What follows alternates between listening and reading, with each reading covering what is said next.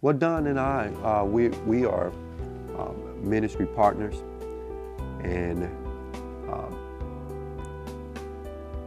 basically we are up under the same covering with Covenant Heirs International. And you know what Don is doing with Alliance Ministries is just wonderful. Not only just in the city of Birmingham, but abroad. Well, their vision is clear, to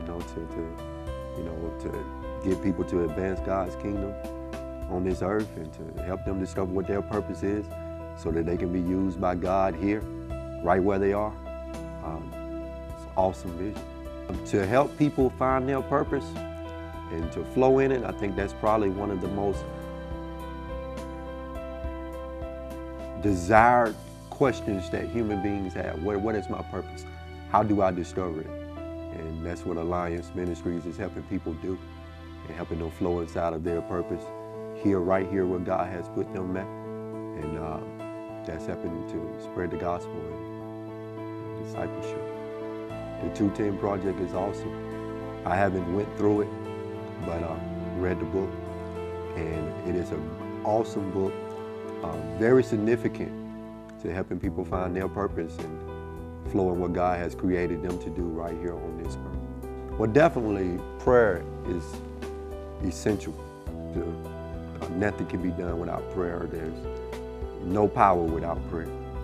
And the financial support is definitely very essential as well to help this ministry advance God's kingdom on this earth, and to be a part of the 210 Project so that they can discover what their purpose is on this earth.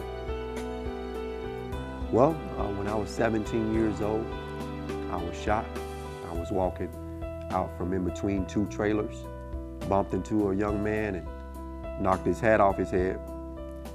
As I bent down to pick his hat up, he mouthed off at me. At that time, I was a hothead 17-year-old. Thought if somebody mouthed off at me, it was a big deal. And one word led to another, and I didn't give the guy his hat back. About an hour and a half later, him and another guy did a drive-by shooting, and just one shot, bullet went in through the front of my neck, launched inside of my spinal cord, and instantly paralyzed me from my chest down to my feet. And I was 17 years old at the time, and I pretty much thought life was over at that point. I was very angry at God. Felt like I hated God. Couldn't figure out how a loving God could let me live like this. By the age 18, I ended up going to a nursing home.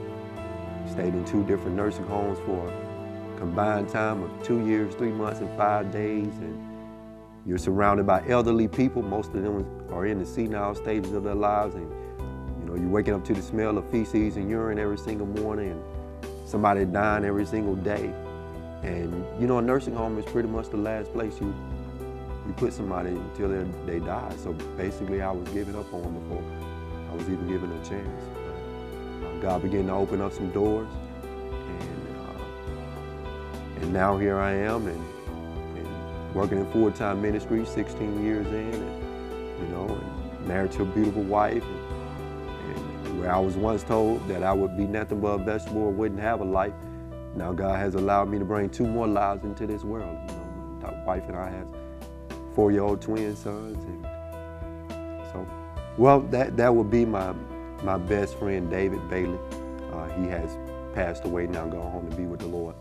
But basically, Dave was a quadriplegic, and him and we had been discussing ways that quadriplegic could commit suicide.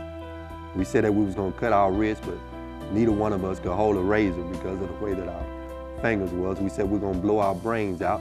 Neither one of us could pull the trigger. We said we was gonna take an overdose. We couldn't take the top off the pill ball. We said, well, we're gonna jump off a building. Well, we're gonna figure out how can we get to the top of the building, and even if we did, how we gonna get our wheelchairs over that little ledge. And so we felt even more helpless because we couldn't commit suicide. Went to bed that night. I woke up the next day, and we're rolling our wheelchairs around, and went to the apartment complex next door to the rehab that we was in. We're sitting around the swimming pool when Satan gave us the bright idea that we could run our wheelchairs into the deep end of that swimming pool and drown ourselves. The only thing we needed to do was buckle our seatbelts. Next morning we woke up and both had our seatbelts buckled. We were headed over to drown ourselves. And I looked at Dave and I said, Dave, man, somebody needs to do something about this. Dave said, yes, somebody needs to do something about it. We need to call the mayor, the governor, the congressman, somebody. And at that point, something just happened on the inside of me. And I said, Dave, we need to do something about it. He said, how do we do that? I said, man, I don't know. Let's start some type of nonprofit organization or something. So, well, how do we do that? He said, I don't know. Let's go to the library and find out. And here's the powerful thing about it. It's that we had to pass right by that swimming pool that we was just minutes away from drowning ourselves in to get to the library. So as soon as a purpose was discovered, the desire to live was restored. I didn't know what my purpose was at that point in life. And over time, I discovered what my purpose was. But at that point, just pretty much knew that something needed to be done, you know, for people that were in the same situation that we were in. Well, we got to the library that day. We pulled up the paperwork for how to start a nonprofit organization. The very first line was, what's the name of the organization? We didn't have a name. Well, we got back to the facility and I was laying in bed that night and Holy Spirit came to me and said, what are you doing? So, well, we're gonna do an information and referral for people with physical disabilities. I said, no, what are you doing? I said, well, we're gonna be, you know, telling people about different organizations, programs, and the community. Said, no, what are you doing? And I heard the Holy Spirit say, you're taking the D's out of disabled.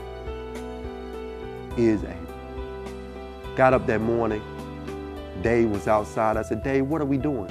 He said, we're doing information and referral. I said, no, what are we doing? He said, man, we're gonna be helping people with disabilities. I said, no, what are we doing? He said, what are we doing, Lo? I said, we're taking the D's out of disabled. We're gonna call our organization Is Able. He said, well, how are we gonna spell it? Everybody's gonna think it's Isabel. So we're gonna spell it capital I-S dash capital A-B-L-E. And he said, whoa. And at that time, I wasn't a minister at that time. So we just used to call it Is Able. And over the years, I was in college at UAB, had been a couple years in, and on the campus, I heard the Lord say, I want you to leave school and I want you to go into full-time ministry. I left school that day and eventually got up under Covenant Heirs International and got licensed as a minister, got ordained. And that's when I put the name Ministries on the end, Is Able Ministries. And you know, Chuck, man, I had never saw this. I was doing a meeting, and after the meeting, this guy comes up to me. He said, have you ever looked at the acronym in your ministry? I said, no. He said, look at it. I looked, and I saw I in Is, A in Able, and M in Ministry. I am. So when the Lord came to me that night, he was letting me know that he was with me. Is Able Ministry. I am. I thought at first that this was the greatest tragedy that had ever occurred in my life. I did not see the purpose that was going to come out of it, but it awoke in me to a greater calling in life. And I now have an opportunity to speak over 90 times a year in various churches and organizations and schools and spread the gospel to help other people with physical disabilities, you know that there is life beyond a disability, there is life beyond those four walls. And you know, when I go out and I see people who have just recently been injured and they're paralyzed, their number one prayer request is, I want to walk again. I always pray specifically for that because God, He can do anything. But after I pray for that, I say to them, until the time comes that you can walk again, now you're going to have to learn how to live again. And you're going to have to know that there is life beyond these four walls and beyond your disability. And, you know, working with the youth, with my background and different things that I went through when I was a young person, mistakes that I made, I'm able to, you know, help youth. And I've been serving as the chaplain to the inmates at the Homewood Police Department for the last 13 years. And in that Pacific ministry, I've led over 400 people to Christ. And this has just opened the doors for so many opportunities for me to spread the gospel. I got invited back to my hometown to speak at the high school. And when they called me to come and speak at the high school, I was shocked because I thought I would be the last person that they want to invite back to encourage the youth of that town. So I had to go down and I had to do 3 different sessions. And in the 3rd session, the son of the man who shot me was in the audience. He didn't know who I was, but I knew who he was. Afterwards, I said to the young men, I said, if any of you need to talk to me about anything, need me to pray with you about anything, I'm going to stick around for a little while. One of the young men that stuck around was the son of the man who shot me.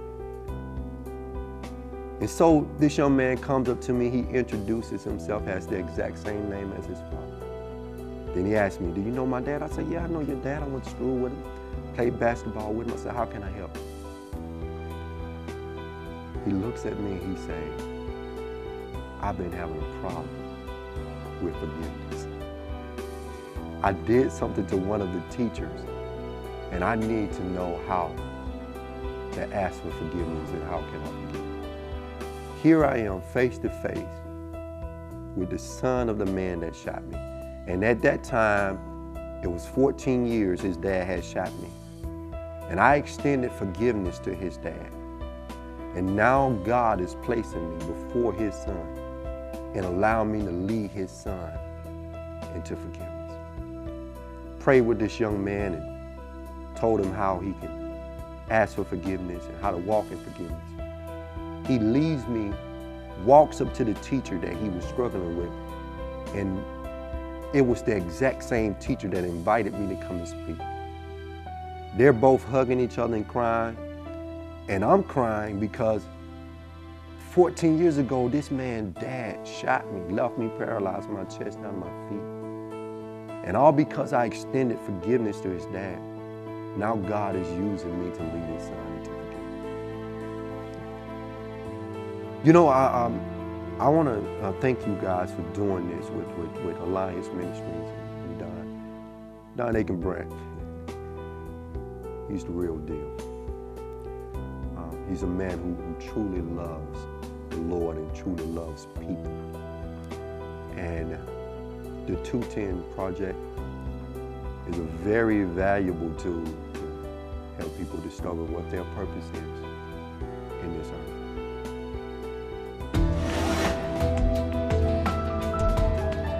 If you know of a ministry that we need to know about, please give us a call, 888-641-8606, or take a look at our website, revelationstv.org.